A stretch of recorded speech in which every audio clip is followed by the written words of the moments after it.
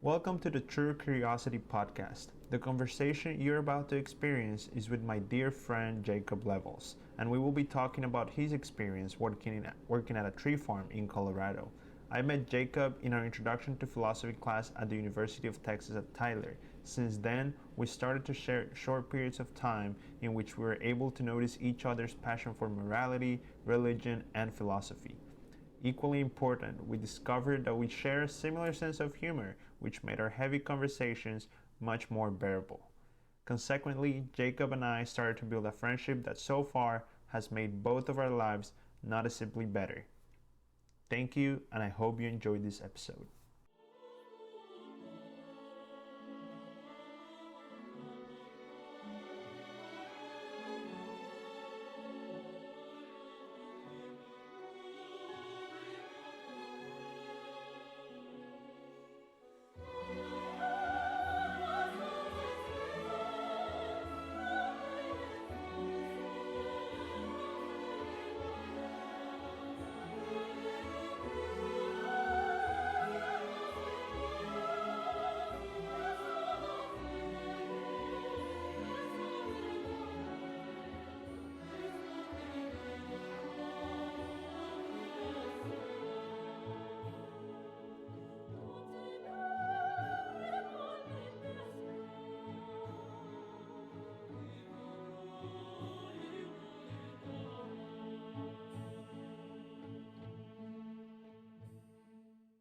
Jacob, you're back. I'm back. You're back. Nice. Glad to see you, man. Thank you for taking the time, man. I know it's been annoying doing the first episode and getting everything arranged in the last minute. No, it's very professional. Very professional. One day, I was watching last night. I was actually not feeling good last night, man. I was feeling like even like the podcast idea was a bad idea. I was feeling kind of like, oh my God, why am I doing this? Like.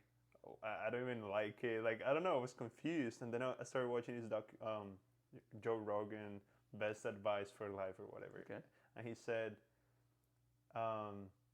you have to feed, like, if you're stuck and you don't know what you're doing, you feel bored, like you're not doing what you like, you're not happy. Think about how your life could be. Basically, what Peterson says, but in Joe Rogan language. He was saying, think about what you like and feed that every day. Water that plant every day. Just, you gotta set some time aside, just a little bit. Doesn't matter if it's very small. Just put some work on it, and little by little it will grow. So just keep doing and discipline yourself, even if you don't want to do it. But yeah, and I had my headphones on for like 40 minutes listening to the whole thing, and got my mood better. So Good. yeah. Anyways, man, you're back, and you went to a tree farm in Colorado. Mm-hmm. Okay, what place in Colorado precisely? We were working around Fort Collins. Yeah. Sometimes we'd work in Fort Collins, and then we'd go west into the mountains areas and work. Mm-hmm. That's a town, like a small town? Fort Collins is actually a little bit bigger than Tyler, so no, it's not a small town. Cool. Yeah, unless I guess you can consider Tyler a small town, then yeah. So, but it wasn't like a million people town. Oh no, it was like, I looked up the population, I think back in 2017, it was 166,000, which Tyler... kind of like Tyler, yeah. Yeah, Tyler's only about 100,000. Nice. More buildings? Yeah, they had a nice, the CSU college campus is there, university campus. Nice. And so it was beautiful, and it has a college town feel, which even though Tyler has like 3 different colleges, it doesn't feel like a college town. So yeah, It was a nice city. Cool. Lots of young people? Oh yeah. Nice. You would see young people all over. Like, it's a huge, Colorado as a state is a big pedestrian and biker community. And so you'd see young people, old people, all sorts of people just riding bikes, walking, running, scooter, skating, all over town. Yeah. Cool. Yep. Dude, I love that, honestly. Going out of your apartment or whatever and seeing people, seeing like the places alive. Mm-hmm. That's always nice to see, I think. Mm-hmm. Or look through the window and you see that life is happening. Yeah, for sure. Yeah. We don't have a big pedestrian community here whatsoever, so it's very different. I know. I try to keep my window open. Like, you see how the curtains are always open? Yeah. So I see people walking by because if not, I feel like I'm trapped. No, you wouldn't have that problem in Fort Collins. Yeah, nice. Okay. So how do you find out about this opportunity, man? Like, who got you into it? Sure, and just to like You graduated college last December. correct, December Okay, economics. 2021. Yeah. Right, Yes. economics. And Yes. you're like, fuck economics, I don't want to be an economist. Yeah, well, I don't know if it was that strong of a sentiment, but like, yeah, I definitely knew that I didn't want to go directly into economics, into finance, and do all of that stuff. Maybe at some point in my life, but definitely not right now. That's not my interest. So I was looking for something else to do. I was working here in town at the time, and yeah, a friend kind of whom I met randomly about a year ago. Actually, you met him before I met him. We went to a church gathering, and you started talking to this friend of ours, and that was the only reason I started talking to Okay, him. who was it? It was Garrett. I started talking to Garrett Yeah, first? you started talking to Garrett first. Are you Yeah, so you're the reason I got Really? this job. Are you serious? Yeah, you're the reason. Why did I talk to Garrett? Because you're a talkative person and you're an extroverted person. I don't know why y'all initially. Are you sure? hit it off. Okay, I remember we were I'm- outside. I'm 95% positive. Yeah. We went to Christ Church together, and Yes. I guess you had ridden with me, and I felt like you Yeah. were my guest, and I needed to be with you, and you walked over and started so talking. nice. You walked over and started talking to this guy, and I wasn't really interested in talking to him, Yeah. but I was like, I brought Sergio. I need to stick with Sergio, so I went over there and kind of listened to y'all's conversation, and Garrett said some interesting things, which piqued my interest, and then I think I asked him if we could keep Yeah. talking sometime, and Really? friendship just kind of bloomed from there. Dude, that's interesting because I've been wanting to get closer to Garrett. Hmm. Just how you and him are. Like, I mean, you play Super Smash Bros. And stuff. Yeah. You know, he's like Sure. 30. I don't know how old. But, But 28 probably. Yeah, but I was like, man, that he seems like a cool guy. You Yeah. know, like smart, an Yeah. adult, but also like playing Super Smash Bros. You know. Yeah. Dude, even Yeah. adults like to play games. Yeah, so it's nice because I was like, I feel weird just asking him, hey, let's hang out and push ourselves to form a friendship, Yeah. which works sometimes. Yeah. I think that's how we did it, kind of. Hmm. We also had Father Matt's help. Yeah. But anyways, yeah, I do remember talking to him. Mhm. He was talking to Father Matt, and Okay. then he was saying something like he went to Princeton. I was like, this guy went to Princeton. Hmm. So I think that caught my attention. Sure. Anyways, and he liked the fact that I was Colombian because he's I think he's been to South America a few Yeah. times. Okay. Yeah, Yeah. So I mean, I got the job through Garrett. It was a friend of Garrett's. nice. And how long did it take you to actually say like, okay, I'm gonna do this, or was it like, oh, dude, that sounds awesome, let's do it right now? Yeah, it was pretty immediate. He was Yeah.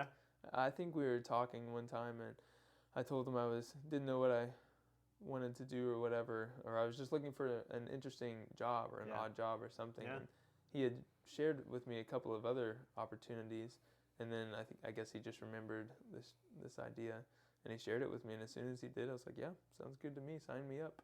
So pretty much from Cool. day one, he told me about it, and I told him I wanted to do it, and that's how I got it. Nice. I'm glad, man. I mean, I told you that maybe one day I'll do it too. Yeah.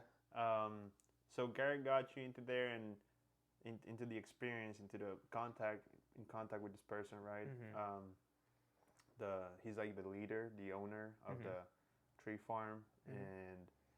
and he liked you, I guess. He was like, yeah, this guy seems like he wants to work and stuff, and Mhm. it was pretty simple, I guess, the hiring process, was it? Yeah. Yeah. Very simple. Had a couple of phone calls, and that was about it. I guess not a lot of people are into it. No. So he kind of will be willing to get in, Mhm. to get anybody that is willing to work. So and you got there when was it that you actually traveled there? I arrived, I think, April 11th, I want to say. And through, like, you went in a car? Yeah, it was just driving? drove straight Driving. from Texas to Colorado. I spent the night somewhere in North Texas. North Texas. Got there the next day. Okay, and you were sick, right? Yeah, I actually left. I was planning on leaving very Yeah. early in the morning and trying to drive the whole thing in one day, but I was sick the day I needed to leave and wasn't feeling well, and so I had to, leave at a later date. Yeah. And then also the day I was trying to leave, my dad noticed literally right before I was leaving the house. He's like, "Are you missing a lug nut?" And turns out I was missing a couple lug nuts on my tires, and so anyways, had to go to the tire store. Wait, what is a lug nut again? It's the little I don't know what you call it, tool or piece of equipment that keeps the tire on. Like those, yeah, it goes in a circle. Clips. Oh, around those. the tire. Yes, Yeah. I've seen. That's so important. Yeah, they're very important. You want your lug nuts for sure. Yeah. So yeah, I was missing a couple of those, and then there were a couple keyed lug nuts on there, and I didn't have the key for them. So, Oh wow. anyways, that added a couple hours to the morning before I could head out. Man, yeah. Yeah, it was a rough start, but we made it. We made it in 2 days. Yeah. Yeah. You drove alone, right? Yeah. Mm-hmm. You just went there and what do you pack? I was curious because I was like, okay, I don't know what I would bring to that. I know maybe some books, but Yeah. that's all. I definitely brought some books. So I brought the obvious stuff. I needed camping gear, or just outside working But gear. you didn't bring like a tent. You just brought like outdoors clothes. Correct. Yeah. Because they had the tent provided, but I brought outdoor clothes. Excuse me. Mhm. Brought outdoor clothes. I brought clothes to wear in town. I brought toiletries and a couple blankets and a pillow, Nice. just in case I needed those. A sleeping bag, of course, and I brought a few of the tools he told me to bring, like boots, headlamp, some other Headlamp. stuff. Yeah. Right here. Yeah. Yeah, Cool. Nice. And then I brought a box full of books just in case I had spare time and wanted to read. Turns out I did not have a lot of spare time, and I only got through, I think, one book. But That's good enough. yeah, no, it was great. I'm glad I got to read it, and I took it with me up to the mountains and read it. I think I almost got through a second book as well, and then I just skimmed a few, probably like 15 or 20 other books. What was the first book? First book was C.S. Lewis' Lion, the Witch, and the Wardrobe from the Chronicles of Narnia. Okay, that's one of the all Chronicles. Mm-hmm. Yeah. Was it the first one or? The Chronicles of Narnia. I think there's 7 or 8, maybe 9 books. Oh wow! I thought there were like. I mean, how many movies have they made? Like 3? I think they've only made 3. Okay, I thought there were 3 books. But they were written out of order, I guess you could say. Just like the Star Wars movies came out of order. So yeah, I don't know what the actual historical chronological order of them is versus what the order is supposed to be according to the narrative, according to the story. But I read The Lion, the Witch, and the Wardrobe. Cool. Yeah. Cool. And you started Free Will. You started that one. Yeah, I mean, By, I picked that up kind Sam of late, Harris. and I saw that on the bookshelf. So the place I was staying had many philosophy and theology books. I guess primarily theology books, Oh. and some other books as well, of course. But I saw that one on the shelf and picked it up. I think I read the first 5 pages or something, and then I never picked it up again. But like I said, I skimmed not because of anything in the book, but I skimmed just. That was my goal, was to just skim a lot of books and then hopefully read 1 or 2. So I guess I accomplished that. But just because there were so many books, I knew I wasn't going to get through a lot, obviously. But I wanted especially at the end of the trip. Yeah, I just wanted to get a general idea. Cool. So yeah. Yeah, and you okay, so you got there, you brought your stuff, you read, you brought books, and then when you got there, how was the daily routine? Like you would wake up in the morning, what time? Yeah, I think for the most part I would wake up between 6 and 8 o'clock. So usually 6:30, 7:15, I would wake up and actually Not get too up. early. That's fine. No, yeah, it was good. It felt great. And I'd get up, usually have coffee or tea and a small breakfast. Nice. And then get changed and ready for the day, and then we'd head out to work. Cool. And so labor, was it hard or not really? The labor was not hard. It was not the hardest labor by any means. Because I don't think most people, including myself, know how a tree farm works. No, yeah. So it was this house, right? Like a house close to the tree farm. Correct. So the farm we were working at was close to town, close to Fort Collins. Yeah. I guess you could say it's right outside of town. We'd drive over there, and we were there at that farm for about 2.5 weeks, and then we went over into the mountains a little bit for the rest of the time. So I want to split those in 2. So let's start with the life at the farm, and then the life at the mountains. Okay. So again, we used to wake up at 7:30 and go to work, and it was pretty like repetitive. You said that before. Yeah. So it was. Well, how's the process? Like, was it the same task like 7,500 times? Yeah. Or, okay. Oh my God. Okay. Yeah. And what was the task? Like, if you had to describe the task if you had to teach the task. Sure. Yeah. So tree farming, it's just like any other kind of farming, I suppose. Maybe I shouldn't say that. I haven't done any other kind of farming. But anyways. Well, it's not like animal farming for No, sure. no. Yeah. I think that's ranching, though. That's technically a different term. Oh, okay, You have a ranching. ranch for animals and a farm for whatever. Anyways. Yeah, you're not feeding chickens. No. How do you call when you're not milking cows? No. That's kind of cool, actually, to milk a cow. Yes, I've never done it, but I suppose it is. Oh, really? No. Dude, I've it's never so milked a cow. satisfying. Oh, good. You've done it? Yeah, when I was little, you grab the cow by the tit. Yeah. And you just pull down and squeeze. So it's funny because it feels like you're gonna hurt the little cow, dude. But like if you do that to a human, it's probably gonna hurt. Yeah. But no, you just pull hard and squeeze, and it comes like a super soaker, man. Just milk, and apparently it's very tasty. Although I don't remember the taste. Like fresh milk that is from milk cows. Yeah. Okay. So back to tree farming. Yeah.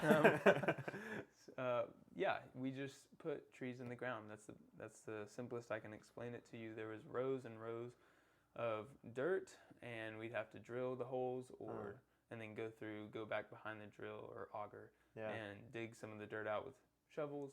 Yeah. And then we would come and put small trees. The trees were, we did two different types of trees basically. We did shorter trees that were like 2, maybe 3 feet tall, and they had a thick base. They came in little, I don't know what you call them, containers with the soil. And so we'd take them out of the containers, put them in the ground, and cover them up with dirt. And then other trees we did, they were taller but a lot thinner. So they were maybe 5, 6 feet tall, but they were only like 1 or 2 inches thick. What's the purpose of planting these trees? Where do they go? I imagine they're going to get resold at some point. Resold? Yeah. So why would you buy those kind of trees? Like, they're not pines, right? Some of them I think are pines or spruce or aspen. Those are some of the trees we had. So I know pines is for like decoration and maybe Christmas. Yeah. I would imagine most of these trees out at that farm and that we planted are for like landscaping and aesthetic. Landscaping. Decorations, is that a right word? Sure, I guess you could say that. Right. Yeah. Like landscaping. People might plant them at their facilities or at their company country or at their clubs. house or country clubs. Yeah. Nice. Okay. So you wake up, go to work, 8 hours, 6 hours? It just depended. At the farm, it ranged. I think the shortest day we had at the farm was 3 hours, and then we've gone as long as like till 7 or 8 hours, I guess. Okay. And then you did some reading at night, maybe, or? Yeah, tried to do some reading. The first couple weeks, I didn't do much reading. I was just getting used to being there and literally just looking at all the books on the shelves to even get an idea of which ones I'd want to read. And other than that, like actually hanging out with my coworkers or boss or whatever. Right. You said weekends were free. Mm-hmm. For the most part, yeah. Okay, so you would wake up and did you hang out at all with these guys?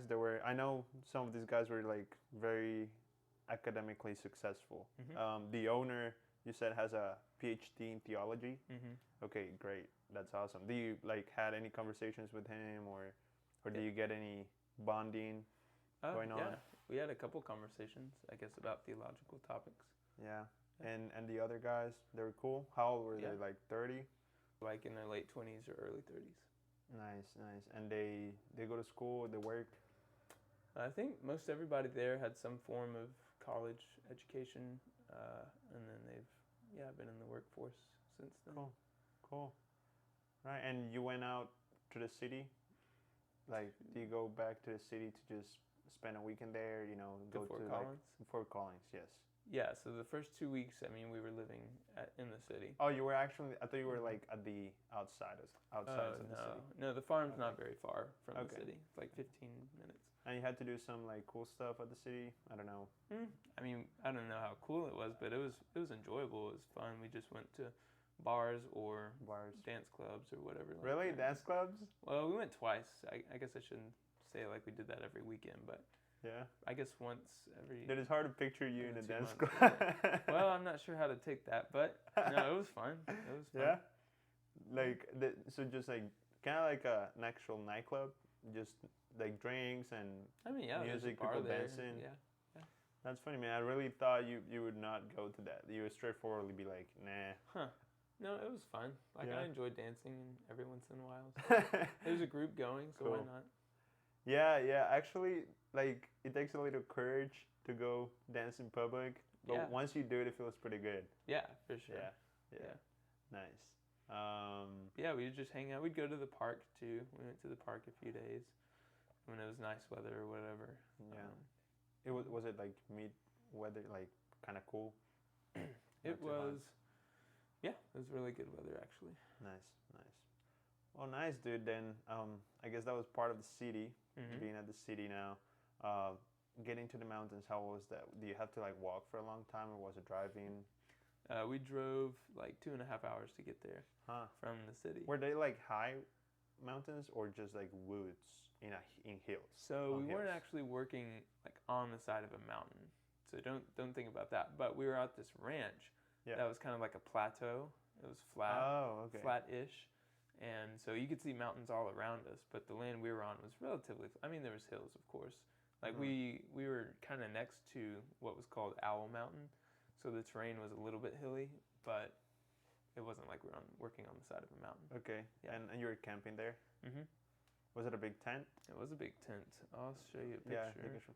Yeah, I've seen one like some online. They're kind of like a tiny house, you know, like they're That not. was us. Oh, okay. Wow. It is kind of big. Yeah, it's It- probably 15 yards long. Wow. Man, I don't even know what to think about it. It's kind of cool. It's like in the middle of nowhere, right? Yeah. Kind of. And you were just digging out trees? The machine. We did a lot of machine dug trees. Oh, he brought a machine, the truck. Yeah, he brought a big old bobcat. You know bobcat Yeah, but how? Like pulling it? Was he pulling it with the truck on a trailer? Yeah. and the trailer? Hmm. Wow, that's heavy, man. Yeah, it was a very heavy machine. It was a few tons. Like driving with that across like hilly roads. Yeah. I mean, it's That's his job. He's yeah. used to it. Was it nice? Like the trip? Yeah, it Yeah? was incredible. Like the trip as a whole. No. Like the actual trip to the Oh, mountains. the drive. Yeah, especially the first time. It was very scenic and new to me. I don't Yeah. spend a lot of time. Good landscapes. Yeah, I don't spend a lot of time in Colorado with that landscape, and so Yeah. it was very beautiful. Obviously, the longer we made the drive, the more times we made it, I was Yeah. sleeping more or had seen it already or whatever. Right. But yeah, it was beautiful. You go through the canyon and you see the river, the whitewater, the rapids and stuff, and you see the jagged rocks, and then you go further and you see the snow-capped mountains and things like that. Nice. Yeah. Nice. Yeah, I've seen some snow. How do you call them? Snow-capped. Yeah, snow-capped mountains Mhm. in Bolivia, Okay. and that was my first time seeing them. It looks pretty magical. Like Yeah. it looks like you're in a movie, like in a Narnia movie. Yeah. You know, it's very funny because, yeah, it looks like you feel pretty small Hmm. when you see those things. And well, some of those are volcanoes, like actual. I don't know if there are any volcanoes in Colorado. I don't think so. Okay. Not that I know of. Yeah, nice, man. I'm glad. And how was it the living situation at the at the mountains? How were you sleeping, eating, not showering? Yeah, dude, it was different from. You know, it's important to know that Jacob was how would you refer to Germaphobe. germaphobe? Yes, and I've been too. I'm trying to get out of it, but he really went Yeah. all to the other extreme. Yeah. Yeah, dude. Anybody, like when I was telling people that I was taking this job, Yeah. and then when I told them, first of all, when I was taking this job, they're like, "Oh, interesting," because people know that I was not an outdoorsy Yeah, person. you'd be like, oh, you little girl are gonna do that. Yeah, and then whenever I told them that I was going to be camping throughout Yeah. the week to do the job, they were even more surprised because all growing up, I was a germaphobe. I don't like to be outside of my comfort zone. I like to be inside in the air conditioned with clean hands and all that sort of stuff. And so Comfortable clothing. comfortable, clean clothing, and yeah, soap and water is really nice. It's something I Smelling really like value. soap. Yeah. So this was one of the main reasons I took this job, was to get outside of my comfort zone Yeah. and to break down that barrier of being scared of germs. And Yeah. I definitely did this for this trip. So Yeah. you asked me about the living situation, and we were all in this tent. The tent, like I said, was pretty big, about 15 15 meters long, and then probably How many people? 6. Okay, they were like 5. You can say in feet because I mean yards is easier for me. It'd be okay. excuse me. I'll picture it. It'd be like 60 yards. And the tent. Sorry, 45 yards. 45 yards of long. Yeah. And wide. Sorry, no, feet. Sorry, 45 feet. Feet in length. Yeah. And width. And width, I mean, maybe like 20. 20, yeah. 15. It looks pretty much. It looks similar to those tents they use in like the military campings. Yeah. So no, it cool. is. It's a military camp. Oh, okay. Like it's a Vietnam style tent. Really? Like Yeah. that's the name? It's something like that. They may have been the original use of that tent. I don't know. Oh my God! How did that guy get that It's tent? an army style tent. I don't know the answer to that question. But yeah, it's about 15 yards or meters long, and then probably 5 to 10 Cool. across. Yeah, and how many people in there again? 6. 6. Oh, not that. Oh, that's. Mm-mm. It looks like everybody had enough room. Yeah. So we had like a table, and we had a little kitchen area that had the stove and another small table for food and things, and then we had a little water station because we brought our water, and then we had the bunks on the other side of the tent with the furnace. Okay, I don't know what bunks and furnace means. A bunk is like a bed. Oh, okay, like the. Yeah, that stacks like the bunk stacks. beds. I would see. Be the full I term. know what you're saying now. Yeah. And a furnace is a fireplace. oh, you had a fireplace inside? Yeah, but it's like a metal container. So you open up just like the door. heater, kind of. Yeah. But with actual fire. Yeah. We'd open up the little door, stick the coals or the wood in there, and then shut the door. Nice. Yeah. Nice. And what kind of food you brought? Canned food? No. Well, we brought like canned MREs. beans. You know what MREs are? Yeah, meals ready to eat. Yeah. No, we did not have those, but we just had like, I don't know, very plain food, like lunch style food. We brought lunch meat, things to make sandwiches, peanut butter and jelly sandwiches. Nice. We made. You had a fridge?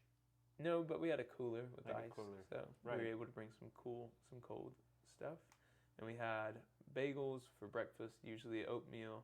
We had beans and sausage and rice for dinner, and some other vegetables for dinner, like broccoli. That you cooked before? No, we'd cook it there. There's like a stovetop. Oh, you said you had a stovetop with battery power. No, it was what do you call it? Gas. Oh, it was gas? Yeah. Oh, so okay. Propane. You know, didn't he bring like you know, some people there? I've been seeing them on YouTube now. It's like a black box that you can that can provide power for several days, and it's precisely to go camping. So you can plug your laptop to it, or a fridge if you wanted to. I have not seen that. Yeah, it's just like a huge battery with a bunch of inputs or outputs. Which ones? Well, you need both, probably. Right, whatever. Yeah, with a bunch of holes for you to plug shit in. Yes, yeah, I got you. And yeah, so maybe that will be convenient for next, for whenever I go. Sure, yeah, that'd be really good. So I can watch Netflix in the tent. Oh my gosh. Nice. And so yeah, food seems good, man. Like, doesn't seem bad. If it was me, I would probably bring some like canned chicken. Or tuna. Yeah, just to feel like I'm really eating some protein. Yeah. I asked the guy who's buying our food to bring some protein powder, so I had that. Oh, okay. As well. He was buying your food. Yeah, I mean he bought food for the whole camp. Yeah. So I just asked him to add that. That you couldn't buy your own. Yeah. That's nice though. He bought it for, like, he didn't have to pay for it, right? No, I didn't have to pay for it. Yeah, that's nice. Yeah. Cool. He was the owner, the one who bought it? No. Just a different dude. Yeah. Okay. Nice, man. Okay, I think we went through both phases, like both big stages of the trip. You said you kind of like talk to this man. They were all men, right? No. Out of the 6 of us that worked up there, 1 was female. One was a female, really? Mm-hmm. Oh, cool. Nice. I thought they were all men, and she was Does she go there regularly? Like, do people go there regularly? These people, or some of them just went the first time? No, it was only me and this female who were new. This was our first time. Nice. Yeah. And I really want to know, man. Like, how was it? Like, it was pretty much the same when you were at the mountains. You were like probably digging out trees or planting, or how are you doing it? We were just digging. Digging. Yeah. And then you would bring them. We'd ship them down the mountain. Like we'd call in people to come pick them up on trailers and stuff. Oh. Yeah. Oh, okay. People that work for the same farm. No. So like shipping individuals, they'll usually just hear about a job through their dispatcher or through some app or some other way, and they'll just come if they want to take the job. Oh, okay. Yeah. Cool. So they're buying them, basically. The people who we loaded on the trailer.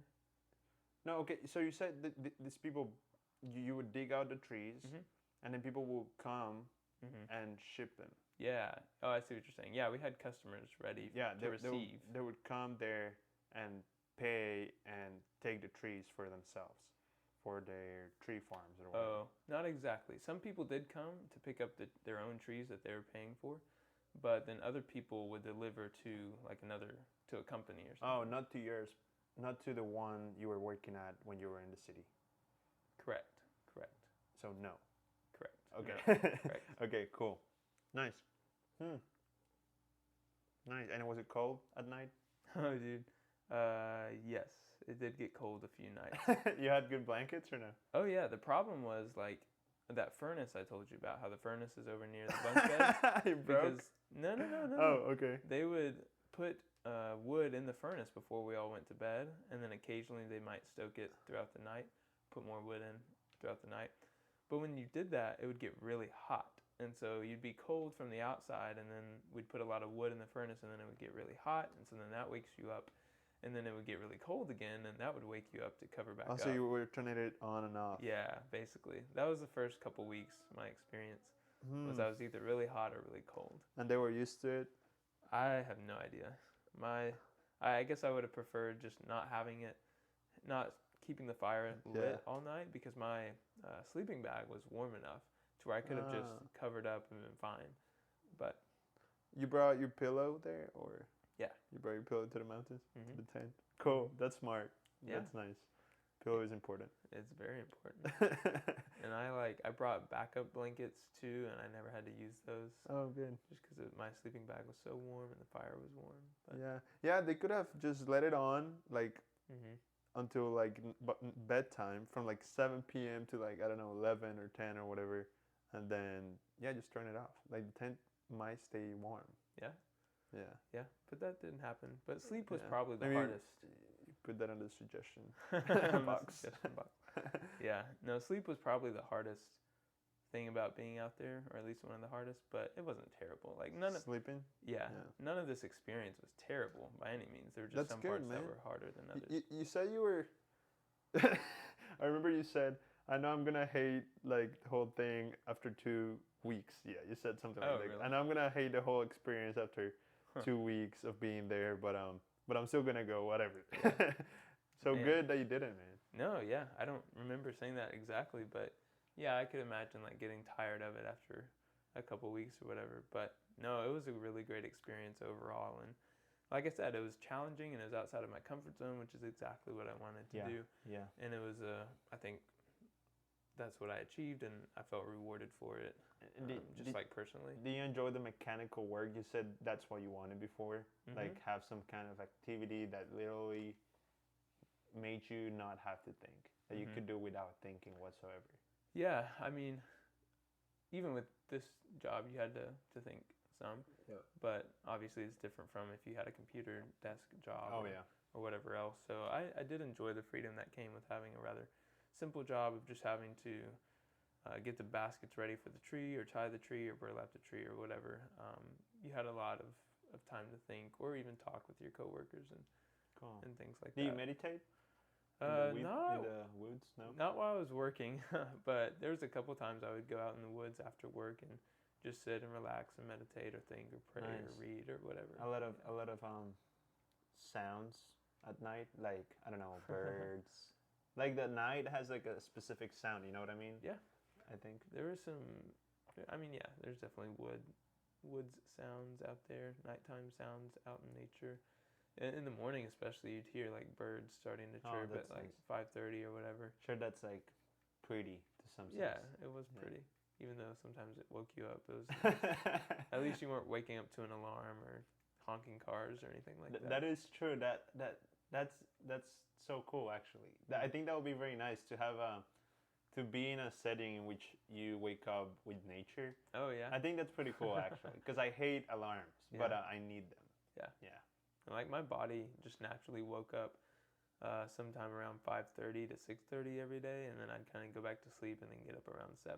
So it was cool to hear the birds and see like the first beams of some sunlight and things like that. Yeah, you can even like go to bed early, wake up early with the birds, and start reading. Yeah. With the birds in the background. Yeah. And then when it's time to work, go to work. That's what I would do, man. Dude, if it was later in the summer, like if I was still there working right now, I'd do something like that. But it was so freaking cold, especially early on, that I was not getting out of my bed until early in the morning. Yeah.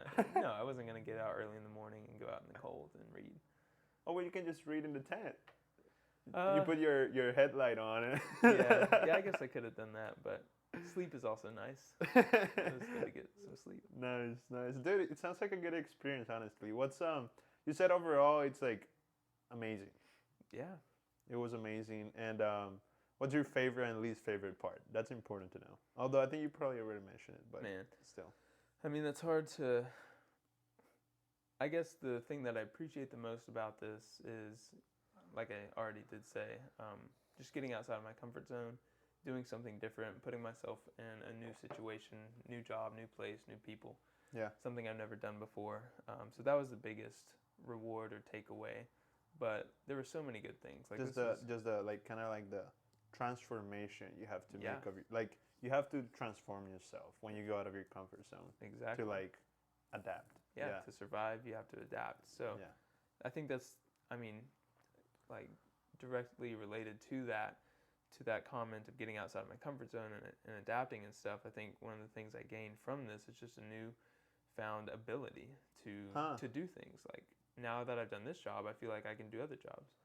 Okay. No, so you feel tougher to some sense? Because I mean, that's kind of like a tough job, you know? Like, I mean, I wouldn't call myself tough by any means, but I can just say I'm willing to get outside of my comfort zone. Let's put it that way.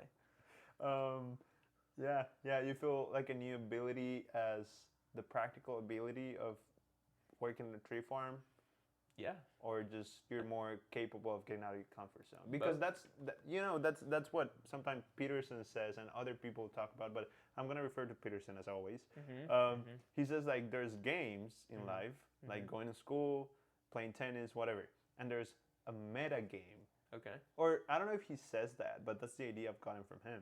There is this meta game because as you get better at a specific game, you also get better at gaming in general. Oh, sure. At playing. Yeah. And in his book Beyond Order, he says this is like, I love this quote. He says, the best player is not the one who wins at a particular game, is the one that gets the most invited to the largest amount of games, or the largest number of games. Yeah. So that is awesome. Yes. Yeah. That's the best player, right? Sure, I can see that. Everybody wants to play with. Yeah. Even if he doesn't win. For sure. So yeah, that's been one of the biggest takeaways for me is just this new sense of I can do things, period. Like I don't have to stay in my comfort zone. I don't have to do whatever's comfortable. Yeah. I don't have to do whatever's familiar. I can try something new and different and perhaps even a little scary or whatever and not die and survive. And so that's an important, I don't know, realization that people can come to because that's so freeing. So now like I'm planning to do a little bit more traveling and I feel confident based on this job to do some of that. And you had these ideas of more traveling as you were like while you were there. I had them before, but then they further developed as I was there. And you feel more capable. Motivated, encouraged, capable. Absolutely. Yeah. Nice. Yeah, dude, like it's sometimes people are like, yeah, you're not gonna die, but like a lot of things can happen even, you know, if you don't die. Like a lot of dying is not the only bad thing. Correct. Maybe it's not even bad, man. Like you don't know if you suffer when you die. But anyways, like you come back like with the impression that it wasn't even as hard as you thought, and feeling even stronger mentally or physically, maybe both from the experience. So so really, yeah, like it's insane, right? Like you thought, like I remember you saying this, like I think I'm gonna hate the most of it by the second week. I can definitely picture myself saying something like that. I think we were eating with Rahel at that time. Okay. We were eating lunch, and you said, "Yeah, I know I think you said I'm gonna hate the hell out of it." I think you actually said that, but I don't remember well. Okay. Yeah, I don't remember that, but okay. Yeah, I was surprised, and I was like, "Man, but you're still gonna go?" Like, oh yeah. I was a little worried. I was like, "Oh man, he's gonna have a tough time, maybe." Yeah. Well, that's great, man. So will you do it again? Oh yeah, for sure. Yeah. I'd for sure do it again. Nice. And maybe some advice to me if I decide to go. Oh, what do I have for you? Yeah, like a little piece of advice. I don't know. I don't know, Serge. I think you are. I never call you Serge. I know. But I wanted to at the moment. It felt right in the moment. It feels good.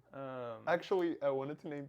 I still don't know what the name of the podcast will be. Okay. But I wanted it to be Serge on the Search. So my initial, is it silly? Hold on, is it silly? You can say it. My initial reaction is don't do something cheesy like that, but that's just me. Right. No, it could just be on the search. Oh, okay. Right. Yeah, don't do Surge on the Search. Yeah, that sounds a little, cheesy. Yeah, I don't know. You have time to think and figure it out, but yeah. Let's see. Advice to you, Sergio, for the camp. No, I think you'd be prepared. You're an outgoing person. You've obviously traveled a lot, and so you're used to that and being outside of your comfort zone with new people, new places. Like, by all means, I think you'd like it. I guess my biggest worry is just is sleeping in a tent. Oh yeah, I forgot. You are kind of germophobic. It's not only germophobic. It's like moving away from that. This would be a good exercise. Yeah, I guess I've never had those. Well, sometimes when I used to play tennis, I would go to like shitty hotels and stuff like that. You know, I had bad pillows and I don't know, like how do you call it? Mosquitoes like freaking zooming on your ear. Yeah. I don't know, but anyways, it was. I know I can do it. I don't know if I really want to. But it could be a good experience for sure. So. Yeah, I think you would enjoy it. Okay, nice. Yeah, dude, I'll see you maybe next year. After graduation, we'll see what happens. Maybe, dude, I could record some episodes over there. So. I'll have to bring my laptop and. No, we can record at the house. That's no problem. Yeah, there you go. Nice. Okay. Cool, man. So I guess that's it. Thanks for coming. No problem. For coming. Yeah. I'm glad we were able to make this happen. Yeah, it wasn't as hard as I thought. Well, you still haven't completely figured out the technology. No. I know about the technology. I'm just saying, keeping the conversation interesting. Oh, good. It wasn't too hard. Well, I also know you, so. Yeah, and you had a list of questions ready, right? That's important. That's very helpful. That's very important. Yeah. Thanks. All right, man. Cut. Peace. Hey, I hope you enjoyed this episode of the True Curiosity Podcast. Please leave a comment, since your feedback could make this podcast grow bigger and thus help it bring more light to its listeners. And also subscribe if you want, so we can hopefully meet again on a future episode. Goodbye and stay curious.